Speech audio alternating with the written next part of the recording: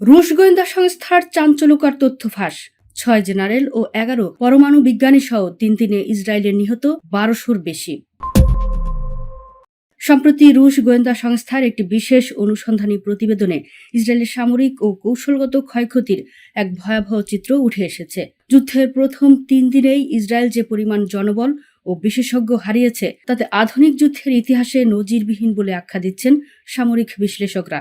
রুশ গোয়েন্দা সূত্রের বরাতে সামাজিক যোগাযোগ মাধ্যমে প্রকাশিত বিভিন্ন পোস্টের দাবি অনুযায়ী মাত্র ৭২ ঘণ্টার সংঘাতে ইসরায়েলের অন্তত ৬ জন জেনারেল এবং ৩২ জন মোসাদ এজেন্ট প্রাণ হারিয়েছেন।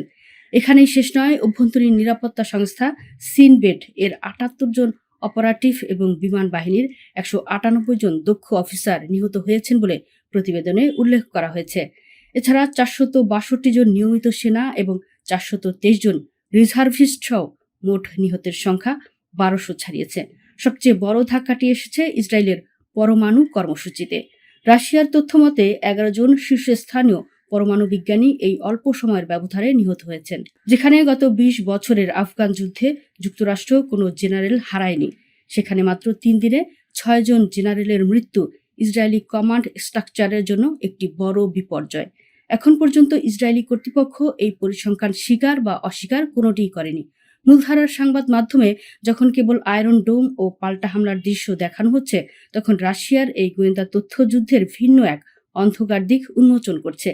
বিশ্লেষকদের মতে তেল আবিব তথ্য প্রবাহ কঠোরভাবে নিয়ন্ত্রণ করলেও রাশিয়ার এই ফাঁস করা তথ্য বিশ্বজুড়ে নতুন বিতর্কের জন্ম দিয়েছে।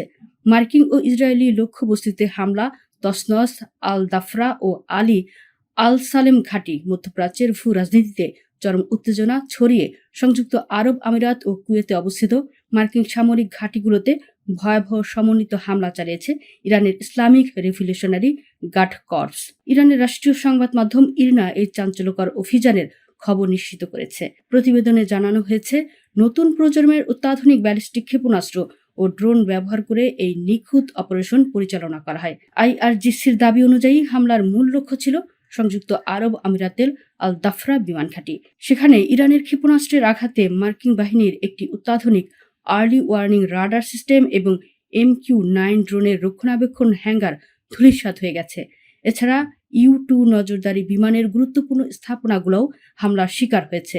একই সময়ে কুয়েতের আলী আল সালেম বিমান ঘাঁটিতেও বৃষ্টির মতো ক্রুজ ও ব্যালিস্টিক ক্ষেপণাস্ত্র বর্ষণ করা হয়।